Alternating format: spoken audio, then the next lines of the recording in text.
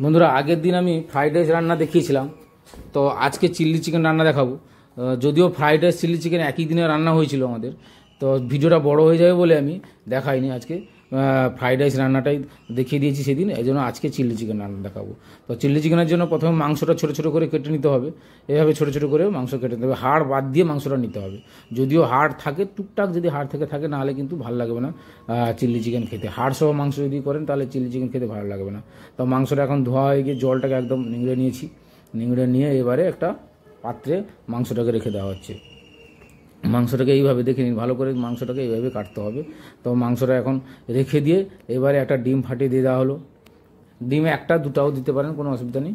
দুটা আমাদের এত পরিমাণ মাংসের জন্য একটা ডিম দেওয়া হলো। এবারে কর্নফ্লাওয়ার 3 চামচ মতো দিয়ে দিতে হবে। কর্নফ্লাওয়ার 3 চামচ দিয়ে দেওয়া হচ্ছে। কর্নফ্লাওয়ার এতটা পরিমাণে দিয়ে দেওয়া হলো। এবারে কর্নফ্লাওয়ার দিয়ে দেওয়া শেষ। কর্নফ্লাওয়ারের পরে যেটা আমরা দিব, এটা ময়দা একটু দিয়ে দিতে হবে। কর্নফ্লাওয়ারের সঙ্গে এই ময়দা 2 চামচ। ময়দা বেশি দেওয়ার দরকার নেই।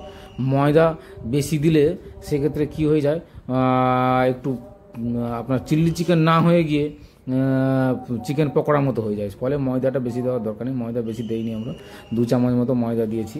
তো ময়দা দেওয়ার পর এটা নুন দেওয়া, পরিমাণ মতো নুন দিয়ে দেওয়া হচ্ছে।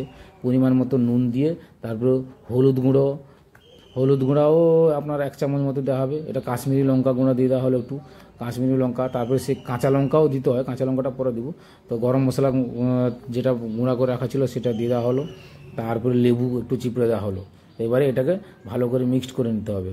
ভালো করে এখন মিক্সড করে নেওয়া হচ্ছে। ভালো করে মিক্সড করে আবার একটু আদা এবং রসুনকে বেটে মিক্সড করে দেওয়া হলো। আদা রসুনকে বেটে মিক্সড করে একটু ফ্রিজে রেখে দিতে হবে।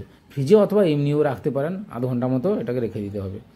তো এখন মিক্সড জিনিসটাকে এবারে তেলে ভেজে নিতে হবে। অল্প অল্প করে ভাজতে হবে, কারণ একসঙ্গে বেশি দিয়ে দিলে হয়ে যায়। তো ভাজাটা একটু কড়া করে ভেজে নিতে হবে, লাল করে ভেজে নিতে হবে। হালকা আঁচে এক এক করে সুন্দর করে ভেজে নিতে হবে। এভাবে ভাজা হয়ে যাচ্ছে। মাংসর কালারটা ঠিক এইভাবে লাল হয়ে গেলে কিন্তু মাংসটাকে তুলে নিতে হবে আস্তে করে। সব একটা করে এবারে আস্তে আস্তে করে ভেজে নিতে হবে। এখন এইভাবে লাল রং হয়ে গেছে। এই যে লাল রং হয়ে গেলেই মাংসটাকে তুলতে হবে। আঁচটাকে হালকা রাখতে হবে, কারণ বেশি পরিমাণে আঁচ রেখে দিলে লাল রং তো হয়ে যাবে, কিন্তু ভিতরে মাংসটা কিন্তু ঠিকঠাক হবে না। সেই জন্য আঁচটাকে হালকা করে রেখে তাকে মাংসটাকে ভালো করে ভেজে নিতে হবে। এভাবে মাংসগুলো একে একে করে ভাজা হয়ে যাচ্ছে। মাংসটা প্রায় ভাজা কমপ্লিট হয়ে যাচ্ছে। যেহেতু আমাদের কড়াটা ছোটো আর আমরা তেলটা কম দিয়েছি, ওই জন্য মাংসটাকে 2-3 বার করে ভাজতে হচ্ছে। বেশি তেল দিয়ে দিলে কিন্তু তাড়াতাড়ি হয়ে যায়। বেশি তেল দিলে মাংসটা বেশি পরিমাণ দিয়ে দিতে হবে, তাড়াতাড়ি হয়ে যাবে। এবারে কড়াতে একটু রসুন কেটে দেওয়া হলো। রসুনটাকে এইভাবে কেটে নিতে হবে, অথবা ছোটো ছোটো করে কাটাও যায়, কোনো অসুবিধা নেই। রসুনটা কেটে এভাবে তেলে একটু ভাজার পরে পেঁয়াজটা দিয়ে দিতে হবে। পেঁয়াজটাকে ঠিক চিলি চিকেনের জন্য এইভাবে পেঁয়াজটা কেটে নিতে হবে, অথবা অন্যরকমও কেউ কেউ দেয়, তবে একটু পেঁয়াজটাকে বড় বড় রাখতে হবে। ছোটো ছোটো করে না কেটে বড় বড় করে রাখতে হবে।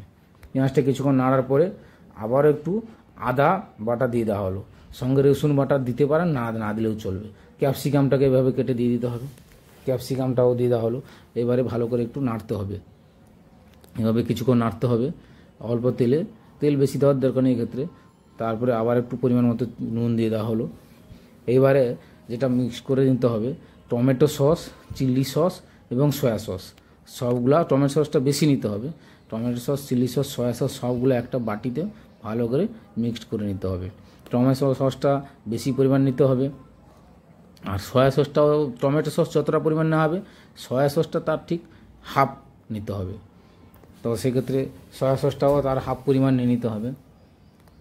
সবগুলা সসকে এক জায়গায় নিয়ে মিক্সড করতে হবে। এই দেখুন, আমরা 3 চামচ মতো সয়া সস নিলাম। আর তারপরে চিলি সসটা কিন্তু একদম কম পরিমাণ নিতে হবে। চিলি সস বেশি নিলেও একদম তরকারির স্বাদটাকে একদম বাজে করে দেওয়ার ফলে চিলি সসটাকে একদম করবে। এবারে মিক্সড হয়ে গেছে, সেগুলো সব 3টা সস মিক্সড করে আবার সেটা কড়াতে দিয়ে দিতে হবে।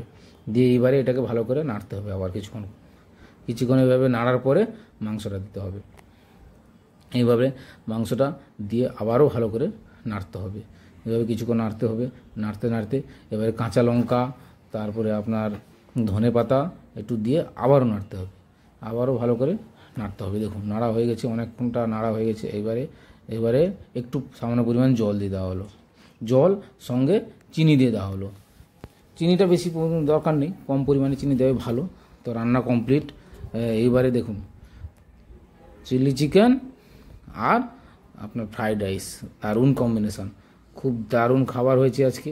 তো চিলি চিকেন আর ফ্রাইড রাইস দুটো দারুণ কম্বিনেশনের খাবার আমাদের শুরু করে দিচ্ছে অসাধারণ টেস্ট।